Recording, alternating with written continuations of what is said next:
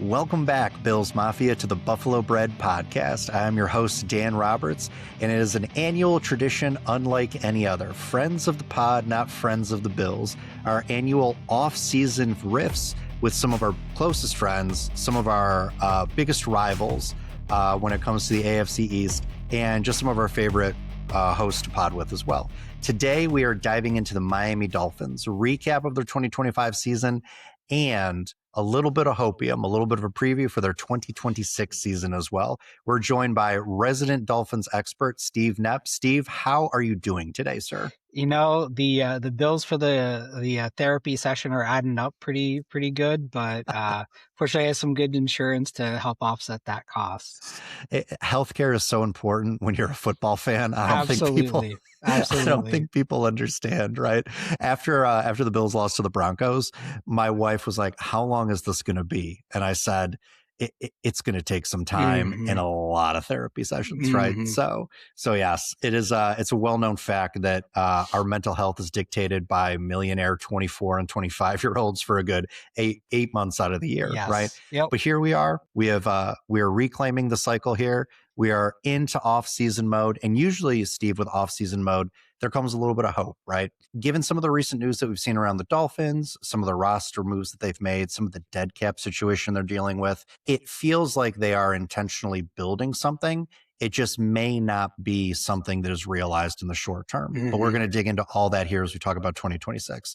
Before we get there, let's go on our time machine, sir. Let's talk a little bit about 2025. I said at the beginning of the season, and you said in your preview for last year, right? This was like the highest variance team in the entire AFC East. It could go either way. This is a team that could win 11 games. This is a team that could lose 11 games. And they finished more towards the latter than anything else last season, right? So Greer gone midseason, your longtime GM. Daniel fired after the season, after some trials and tribulations about whether or not he would be. And then a whole roster makeover now that you've got John Eric Sullivan in as your new GM and Jeff Hafley as your new head coach. A lot of Green Bay DNA here.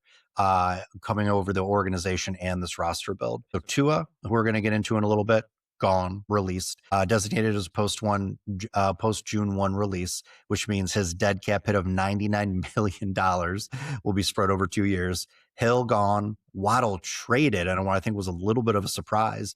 And then Minkah Fitzpatrick also gone. Bradley Chubb out the door to the Buffalo Bills, which we'll talk about in a little bit too. This feels like, even though this has been a lot of pain, and I'm sure the fan base is kind of reeling right now because every player that they have built a relationship with over the past few years, it feels like they're probably gone, right? And this is legitimately, other than Devon Achane, seems like a pretty solid roster restart here. But it also seems like your front office is clear-eyed here. So, Steve, before we get to everything that's happened here in the recent past, let's go through 2025. Let's kick this thing off on a positive note, and then we can do the couch sessions for later on.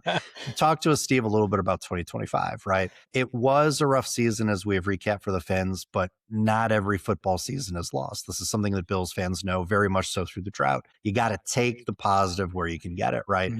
2025, what were some of your key highlights from that season? Perhaps a little tongue in cheek, but when Stephen Ross finally decided that it was time to let Chris Greer go, that was a highlight.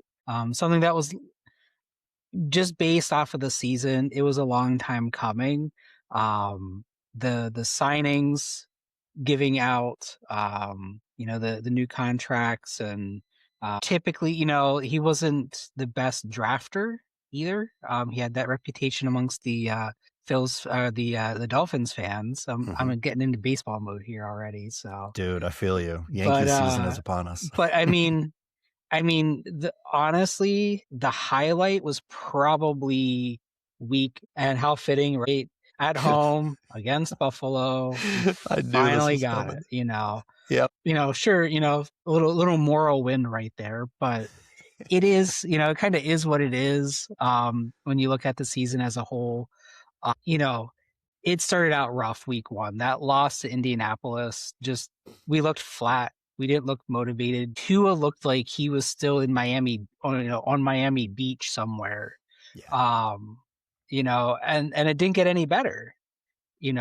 against New England, Buffalo, barely beat out a win against the Jets. So like it was just a very bad start to the season. The end of the season, I mean, typical whenever a key coach or executive is let go of the position, magically, things are starting to turn around a little bit. After Greer was let go, they rattled off, I think it was 4 wins in a row. Uh, that kind of salvaged a little bit of the season. Yeah, that was kind of it. In a nutshell, Achan. I mean, he's the guy now, you know, uh, whenever it comes to our offense. And so we'll see what goes coming into 2026. Over under Devon Achan facing 8-man boxes on 98% of his runs. Over or under? I'm going to take the over. It's gonna 100%, 100%. You guys are going to see so much man coverage this year. It's going to be wild. Yes. It's going to be wild. Oh my God.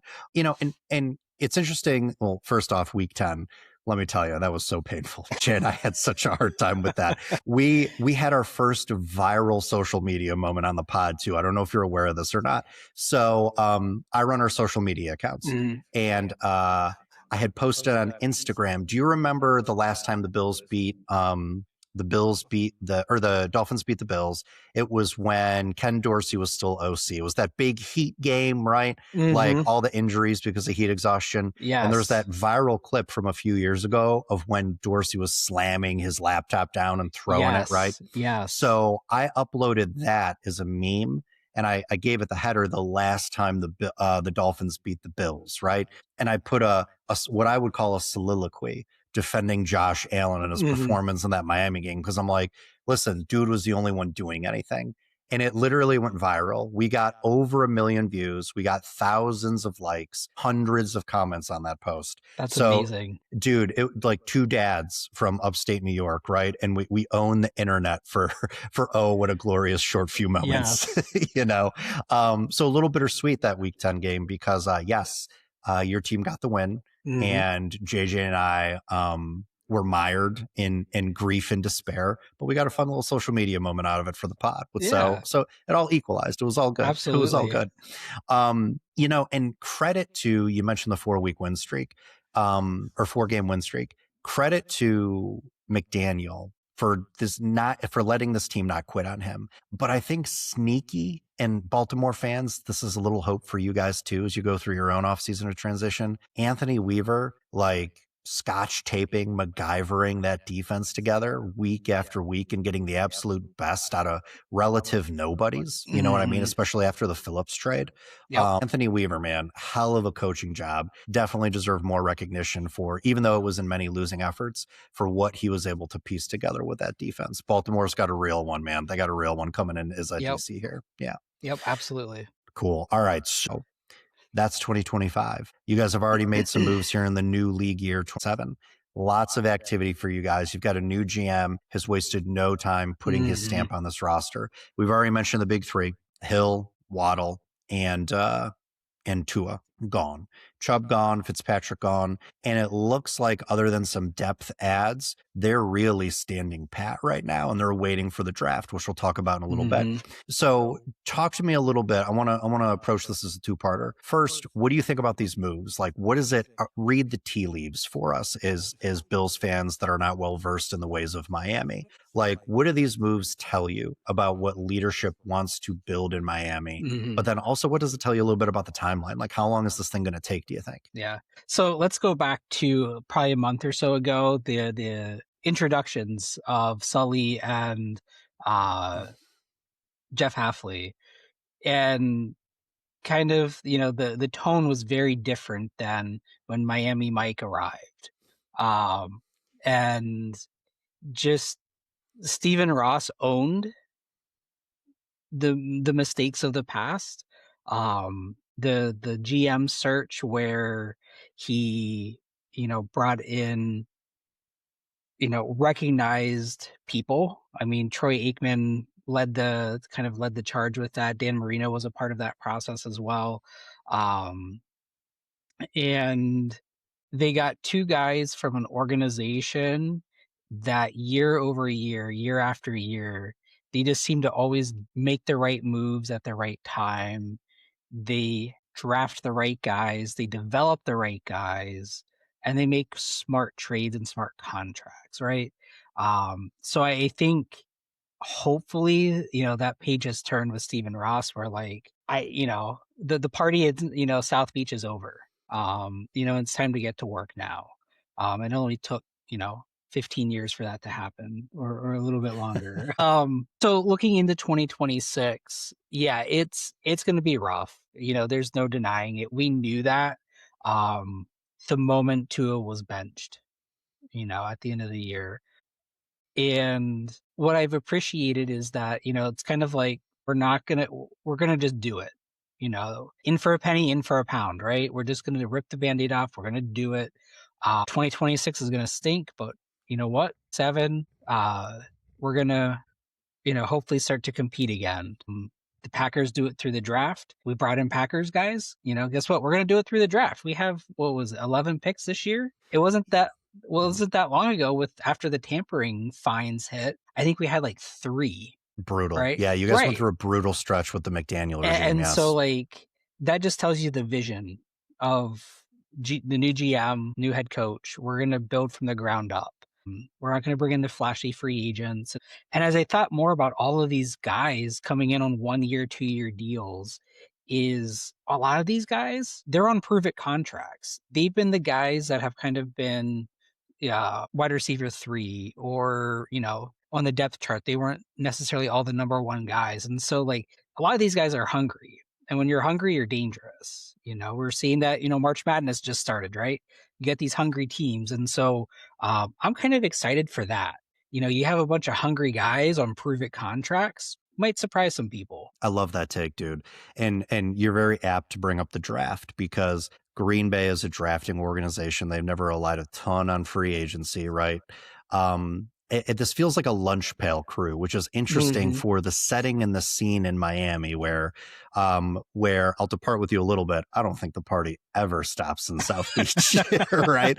So it's interesting to bring in some cold weather Green Bay guys, right? That like, and then Hafley with his stint before up in the Northeast at Boston College. You know what I mean? Like it is interesting that this is the crew that you bring in. It really does feel like the desire for a tonal shift. And I mean, listen to like Finns fans, you guys are hamstrung right now. Like you're taking a lot of dead cap medicine, I think to the tune of what, $175 million or something like that. Yeah. It's something massive. You're paying a lot of guys to not play for you but wash those guarantees from the books, partly in 27, but then by 28. And then when you look at the draft capital you've accumulated for 26 and 27, by the time you guys get to 28, the idea is going to be you're going to have some seasoned 2- and 3-year players still on rookie deals, and you'll be able to make some splashes. So exactly. It's a longer term vision, I think, than NFL fans are used to. But to your point too, like you catch lightning in a bottle, you get some of the right mix of guys on prove it deals. You hit on some of these 7 draft picks in the top 100 picks you have this year. You guys could mix it up and make it interesting. Weirder things have happened. Yep.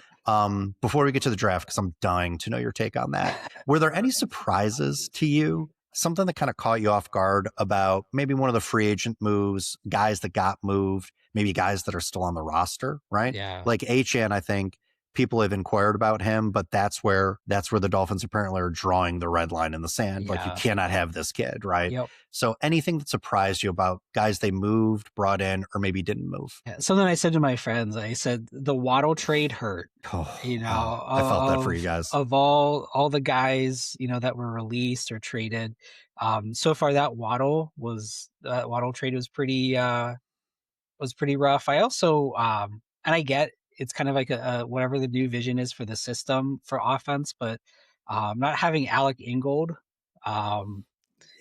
he's kind of that tough guy in the trenches, willing to like just block a guy if you need to for the quarterback. He was a leader on and off the field. I think those two guys kind of hurt me the most to see them go. Surprises for signing so far. I mean, certainly surprising, but not surprising. The Malik Willis signing, not surprising, came from Green Bay, you Right. know?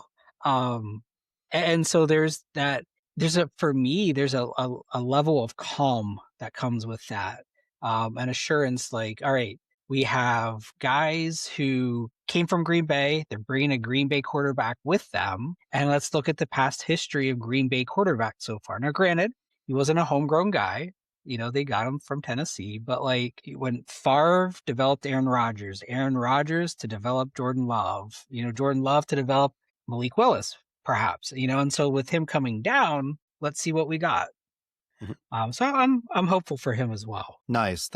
Can I tell you, I appreciate all those takes. The one I appreciate the most is you calling out Ingold because, like, we just lost Reggie Gilliam. Like, how fun is it to be football sickos like we are, where we lament the loss of a fullback in this day and age? You know what I mean? Yeah. Oh, it's so cool to be us, man. Yeah. It's so good. But yeah, no, Ingold is for sure a real one. And you guys, HN in particular is going to feel that loss, definitely, without a doubt. But no, man, all the way across the board, I think you've balanced all this with the right amount of like pain and sorrow at the Ingold and Waddle losses. The Willis signing is interesting, like because when he signed, you still had Jalen Waddle, right? And I'm like, okay, I could see this working because of the weapons, like this offensive system they're likely going to install in Miami.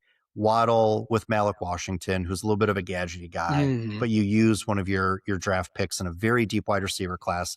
And I could see that wide receiver core being serviceable with a decent top 2, top 3, right? Figure out tight end, at some other way. But now with Waddle gone, you're really asking Malik Willis to like just steady the ship and play competent football until they can really build out this roster around him a little bit. Yes. Yeah. But I'll tell you what, I I'm kind of excited about the Jalen Tolbert signing. I think, he's again one of those wide receiver guys came from the Cowboys.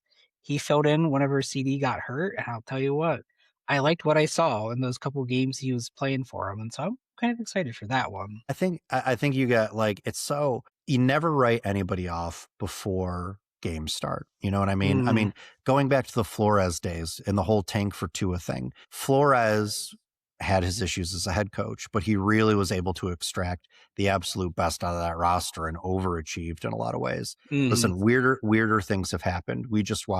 Sorry, Brandon. We just watched maybe the most flawed team in recent memory, easily in the last 25 years in the New England Patriots, make a Super Bowl run. Yes, Drake May is good. Patriots fans, please don't come at me in my mentions. He is the chosen one, whatever. He's good, right? But he wasn't as good as maybe some of the regular season play indicated. I think we saw that in the postseason where the competition got stiffer. But they just had a mix of good play, not great play a lot of times, but good play, the right schedule, but then also a lot of things kind of go their way, right? We've seen weirder things happen, man. So never write off a team until they start playing the games. Absolutely. And perhaps that was kind of like their Cinderella run. I don't know. The Patriots is Cinderella. Oh my God. What a horrible, ugly Cinderella. Yes, terrible. Absolutely. Terrible. The clock cannot turn midnight fast enough on those teams.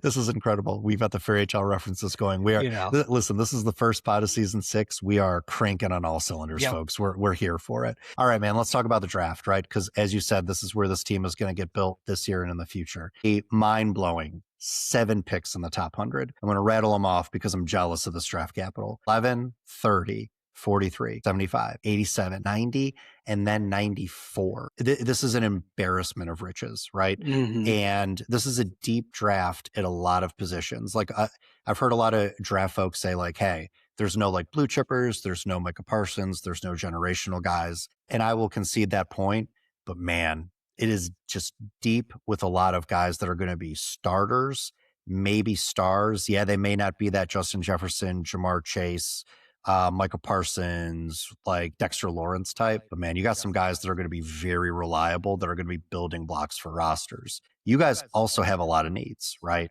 So break it down for us. What are the top positions that you think the Dolphins should be targeting in this year's draft with this bevy of capital? Yeah, all of the above. All the positions. All the positions. Yeah. I said it last year this time last year, the trenches. Oh, please, dear Again, God, yes. we lost Bradley Chubb. Chop Robinson has kind of, I won't say regressed, but he didn't develop like I thought he might year two. And so, yeah, gotta win the trenches. That's and again, Green Bay, has that talent of having a good line on both sides.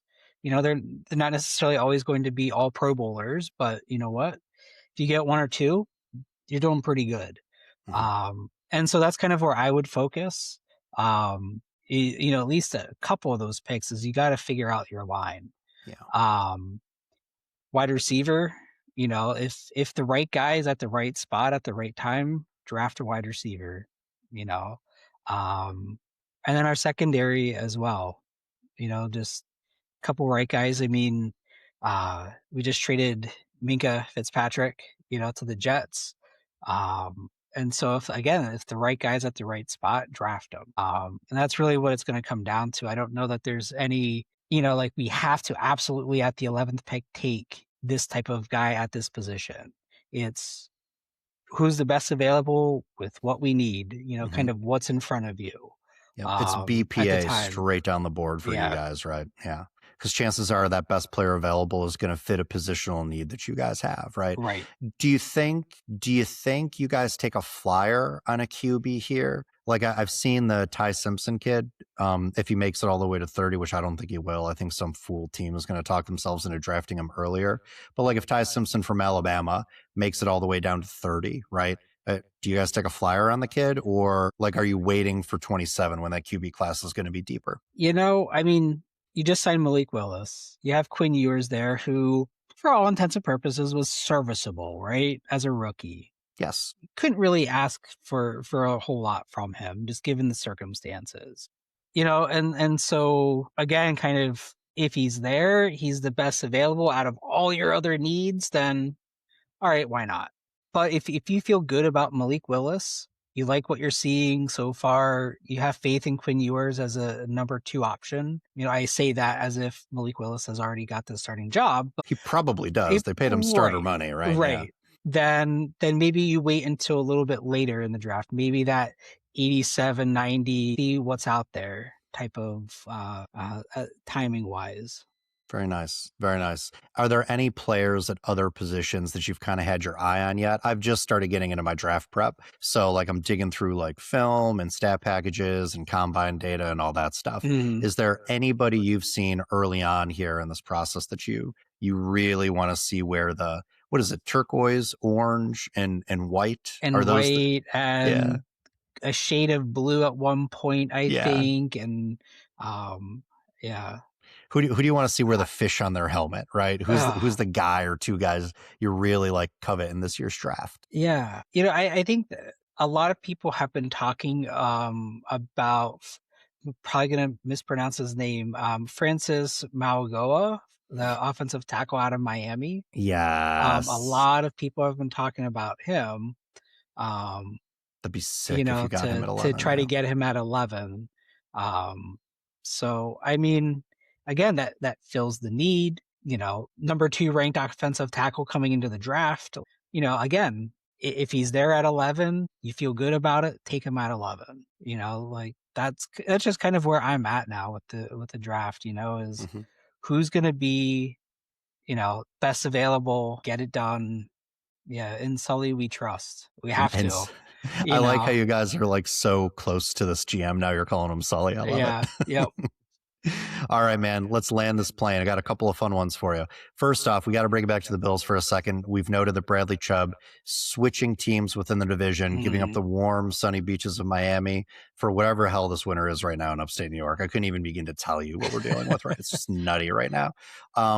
Real quick, what are Bills fans getting in Bradley Chubb Mhm. here as our newest addition to the edge Yeah. rush room? Yeah, so I mean, for me, right off the bat, I wouldn't have any worries. I mean, he was out all year in 2024 with an injury, but he came back pretty strong, last this past season. I think you're going to get someone who an offense always has to account for him. He's someone that's going to get you 8 to 10, maybe 11, 12 sacks a year, depending on, where you're at. You got to force a couple fumbles. You're just getting a solid guy. Awesome. That's my quick take on him is, like I said, average 10 sacks. To me, what you saw in 25 is who to expect. Very nice. Yeah. Yep, you're getting a good one. Thank you. We hope so. We hope so. We've been trying to figure out that position opposite of Rousseau for what feels like forever. So hopefully Bean finally sticks this one. All right. So you have a new coach. We have a new coach. And I was taking stock of the AFC East with, the home of Belichick. You know what I mean? The home of like a lot of these long-term coaches we're so used to seeing hang around for years. In the last 18 months, every single head coach position in the AFC East has now turned over. So we've got a lot of new and slightly new faces here in the division. You have a new head coach as well.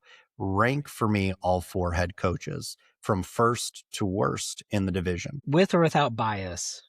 Oh, you can put whatever bias in you want, please. This is a fan podcast. There's no objectivity to this. Yep. So I'm going to give it to Hafley right away. He's my number one. Absolutely. Incredible. Yeah. Next, I think Mike Vrabel. Yes. How generous of you to put Super Bowl. It pains me. But, I'll give a little bit right there.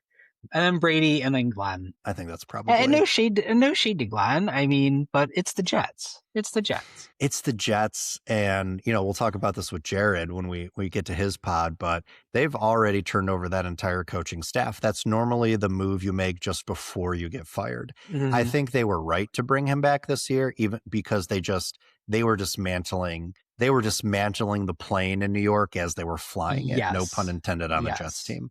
But the roster decisions they made, like they were building and then deconstructing this thing as the year went on. I don't think you can hold Glenn fully accountable for that. I think it's reasonable to give him another season. But he also didn't acquit himself in the opportunities that he had very well either. I go Vrabel, and then I'm a little tempted to say Hafley just because I like his chops as a DC. As a Bills fan, I guess I gotta go Brady, and then Hafley, and then I would put Glenn at the bottom as well, just because we've seen a year of Glenn. And then with Brady and with Hafley, we're totally projecting. Vrabel for me is like the best culture builder in the league. He is the best situational game manager in the league. Like, it sucks that he's going to be sitting in our division for the next few years. So that one blows. Yeah, and I'll say, with Hafley, I rewatched the press conference not that long ago, and just the passion and the care is such a polar opposite than what we had with Miami Mike. And I'm so excited for that, and that's kind of maybe, again, just that little bit of bias. Like, he's coming in with purpose, with a vision, and he's serious. So, and he's got this like really good energy about him too. Like, he's one of these dudes who you could see, like, maybe not Ben Johnson level of ripping his shirt off after a win in the locker room post game, but it's interesting. You've got Hafley, who I like his energy. We've got Glenn, who we like dancing on the sidelines in the few moments they had. You've got Vrabel with his Warriors stuff and everything. And you've got Brady, who's also a really high energy dude. It just feels like everyone has the vibes right in their respective locker rooms with these head coaches. And it's so interesting to look at the not so distant past, where you had McDermott, who, listen, we as Bills fans love McDermott, but like those post games, they were a sermon. You had Belichick, which you couldn't get anything out of him. And then the rotation of all of these Jets head coaches that you can't even keep track of. You know what I mean? Like, there is some fun with the exception of Vrabel, I think some youthful energy coming for these head coaches. And I'm excited just to see how the division vibes this year. I think it's going to be fun no matter what. Right. All right, man, let's get to it. Let's wrap up here. Give us real quick, lightning round, your final preseason predictions for 2026. Win-loss record, chances your team makes the playoffs, and then give us one player you think is going to surprise fans this year. 6 wins. We're gonna go way above. I know people are thinking, all right, well, here comes, people are joking, tank for Arch Manning, right, in 27. That's what everybody's doing. That's what everyone's saying, right? But the Bills might decide to do that. Again, as I said earlier, we got a lot of 1 year, 2 year contract guys who are on prove it, who are on prove it. Not just whether or not they're going to be on the Dolphins for next year, but whether or not for some of them, if they're going to be in the league, Great point. and so what better time than to, to push it and surprise some people. So I'm going to say 6 wins. Any hope for the playoff? No. I think that's just, fair. I'll be real there. Who was a player you think surprises fans this season? I said it earlier, Jalen Tolbert. I think he's going to surprise some people. Sneaky. I like this. Yep. I like this. So, yeah. I'm very interested to see what you guys are building in Miami. Like, obviously our teams are rivals, but I love the competition. You know what I mean? And I love, as a football fan, watching the organizational and team building process happen. And like, I know it's been rough, and Miami's not been getting a lot of great press right now, and there's a lot of pissed off fans. But I'm so curious to see like how this experiment ultimately gets you guys to 27. You know what I mean? If you can just persevere this year, I do think there's good things on the horizon for you guys in the not so distant future. So, all right, Steve. Hey, man, listen, we love having you on as always. We're going to invite you back one more time here preseason to our annual Friends of the Pod AFC East mock draft. But until then, all right, enjoy the rest of your off season. Hopefully the Dolphins are not getting rid of any more beloved players for you. Real. All right. And then for all of you listening at home, welcome back to the pod, friends. Like, share, and subscribe wherever you get your podcasts. We are on YouTube, Apple, and Spotify. And as always, go Bills.